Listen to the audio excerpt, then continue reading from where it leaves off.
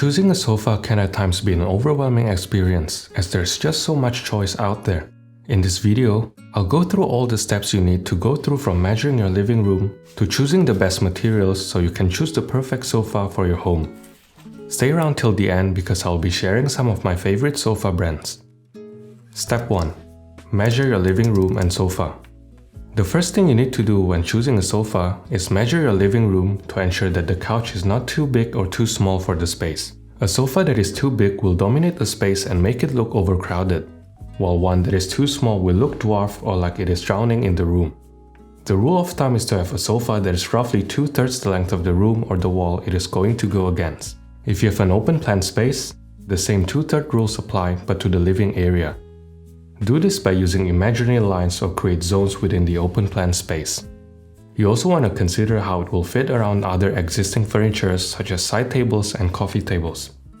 Take out your measuring tape and write down all the measurements of your room as well as the ideal measurements of the sofa before going shopping. Measure everything twice to be certain, as a couch is an expensive investment and often the centerpiece of your room, so you want to get the size right. You wouldn't think so, but furniture is often sent back to the showroom because the delivery man can't get it through the front door. That is why you have to measure the diagonal length of doorways and lifts and the narrowest points of hallways and staircases to ensure the sofa can be brought into your home when delivered.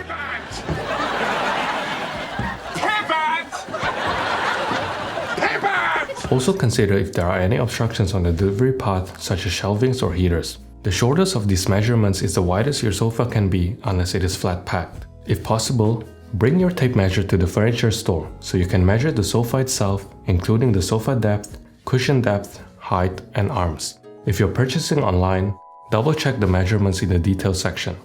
Sofa depth is the length from the front of the base cushion to the back of the sofa, while cushion depth is the measurement from the front of the base cushion to the back cushion. Cushion depth is an important measurement as they can often vary, which affects how you sit on a sofa. It is also important to consider the seat height, back height, as well as the overall height of the sofa. A sofa that has a low seat height of 40 cm or less is a low sofa and can be difficult to get out compared to one that is 60 cm high. You also want to consider seat height in relation to coffee table height, as a coffee table needs to be the same height or slightly lower than the seats. Finally, overall height should be considered, especially in open plan living rooms. Lower couches tend to look better in open plan spaces because it allows your eyes to glide through the space without the couch breaking up the space. Step 2. Choose a sofa style that matches your home.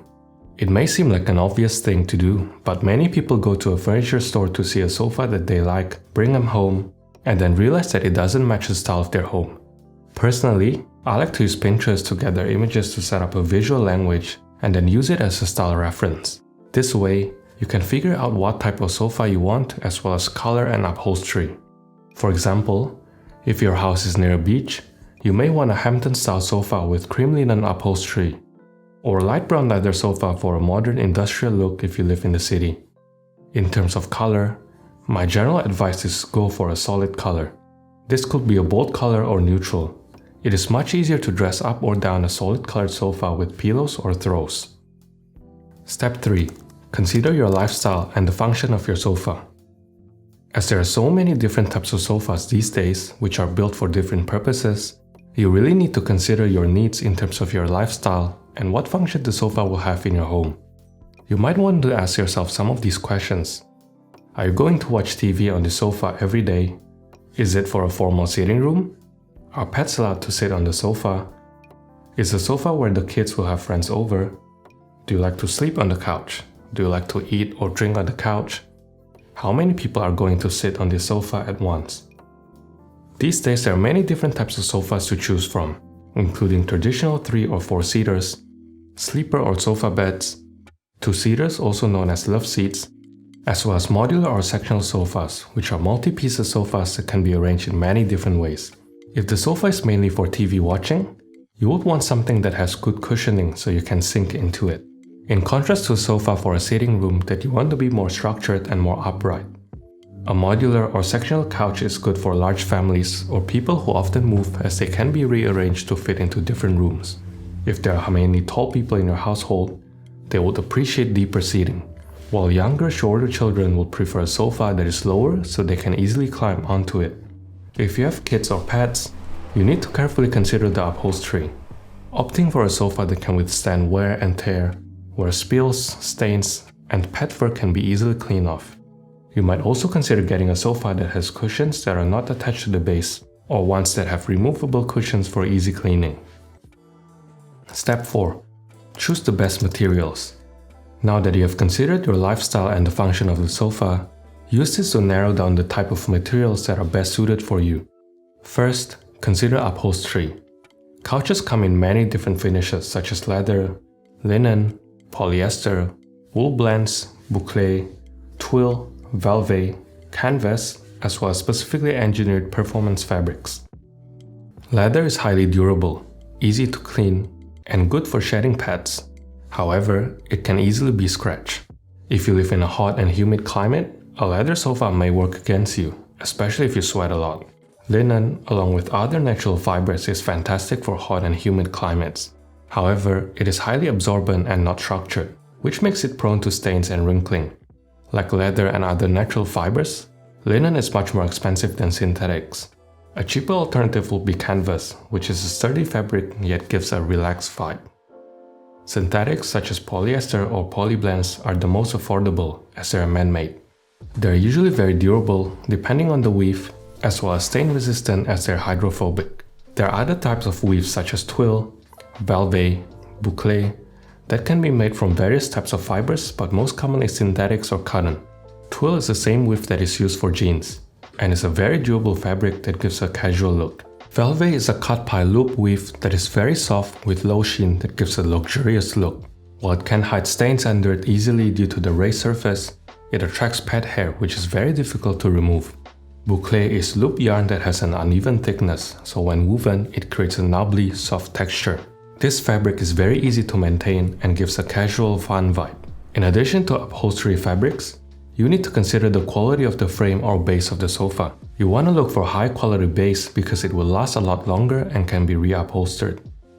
A quality frame is made from solid hardwood. Some examples are kiln-dried hardwood in oak, ash, or beech.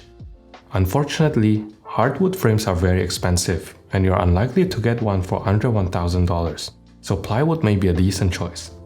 But of course, if you're spending $5,000 or more, you don't want to get plywood. Step 5. Consider the quality of the construction.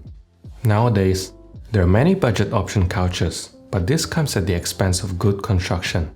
Before purchasing, make sure you evaluate the frame, joinery, springs, and upholstery to ensure that it is top quality. The weakest part of the frame are usually the legs.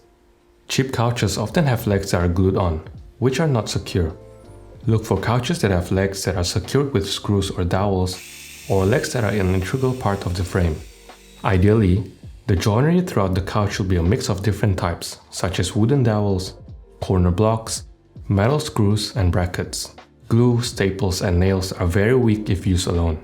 Finally, check the upholstery. Make sure that the buttons are sewn on well and that seams and piping run straight. If there are patterns on your couch, check that they match at the seams, otherwise it will look cheap. You don't want seams breaking or buttons falling off. Step 6. Determine your budget. Sofas can range from $700 to $2,500 and onwards for luxury brands. The general rule of thumb is that cost correlates to size, and anything electronic such as recliner lounges are much more expensive. You can always get a vintage or second-hand couch if you're on a tight budget. They're usually 70% to 80% cheaper and can bring character to a room. It is very important to inspect them in person. Make sure that they are not damaged and are clean, and if they are beat down, you can lower their price even more.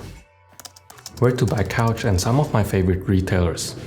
If you're purchasing online, do your research and read reviews. Look for return policy and delivery options. Check out nearby showrooms or pop-up stores if they're available. If you're not sure where to shop, some of my favorite retailers include Article, Crate & Barrel, and CB2, which ships to the US and Canada. Room and Board and Interior Define, which ships to the US. Cutlery, which ships to the US, Singapore, and Australia, as well as Broza and Lounge Lovers based in Australia. These are all budget to mid-range price point, so you'll be getting the best bang for your buck. Article has sofas at an affordable price point with good reviews. They have plenty of design options and sizes suitable for city or apartment living, especially if you're into the mid-century modern style. On top of that, they're also known to have good customer service. Crate and Barrel create sofas that have a timeless quality, as they're not too traditional, but also not too forward-thinking. Their designs fit well into traditional, rustic, modern, or farmhouse-style homes. CB2 designs sofas that are more hip and modern than Crate and Barrel, which appeals to younger, more design-focused customers. They have some really gorgeous curved pieces that I really like. Room and Board is a more premium brand that has amazing quality at a reasonable price point. Their range isn't as large, but you're guaranteed to get something of quality. Interior Define allows you to create a more custom sofa by choosing levels of cushion feels, huge range of fabric options, customizing the legs of the sofa, as well as multiple sizing options. If you want something custom without the custom price tag, I highly recommend you check them out. Castler is a direct-to-consumer brand, which means you're getting much cheaper prices as they operate on lower margin. They ship to the US, Australia, and Singapore. This is one of the brands I personally use in my own home and for many of my client projects. Rosa is another affordable option for Australians. They have a wide range of choice to fit modern, contemporary, or even classic design. Lounge Lovers is another great option for Australians. They have lounges that are especially suited to Hamptons or coastal style interior, but not limited to just that. I hope this video has given you some good pointers as to what to look for when buying a couch or sofa. If you have any questions, let me know in the comment section below and I'll try my best to answer them. Thanks for watching and I'll see you in the next one.